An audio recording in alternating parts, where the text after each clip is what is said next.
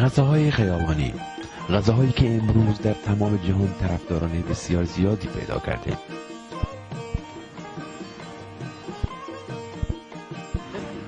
माशाल्लाह साकू आशिया मार अब तक कहाँ शनी वरगे वास्ता मैं कह रहा नजदीकी दूर नहीं ना. غذاهایی که برای افراد پرمشغله جامعه تهیه می شود. ما هفته 2-3 بار کایدم. واقعا غذای باد و آشام. یعنی ما هفته 2-3 بار دا کاین مشتری هم داری. اگه چابهار بیایی و غذاهای خیابانی محمود گرگی در بلوار توحید را نخوری، از قافله غذاهای خیابانی عقب افتادی.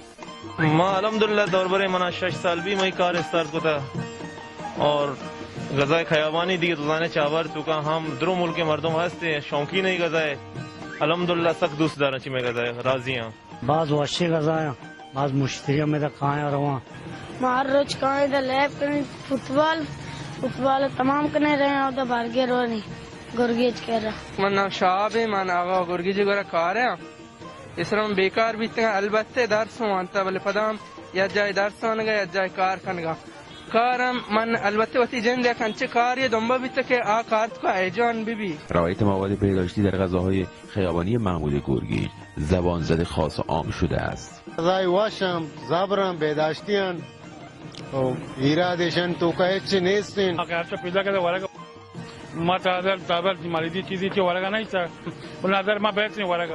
مشتریایی که از جای استان و حتی کشورهای خارجی دوست دارند دستپخت محمود را حتی یک بار هم تست کنند. واجان ما چه زیبا شهر هر شب پیدا به خاطر یه واجه گرگیجه برگران که استک خوشمزه که تک ایجا چو برگر بانه بیته واشرم برگر همی واجه گرگیجه اگم دوشی هاتن آقای گرگیزی یک دانگی وارتن دیگه شفی دیگه امی دلا کپتن تاتن 20 دانگ سفارش داتن یعنی آقای گرگیز واقعا خوشمزه یعنی هر چی گوشین کمه واقعا خوشمزه لذت بخشه.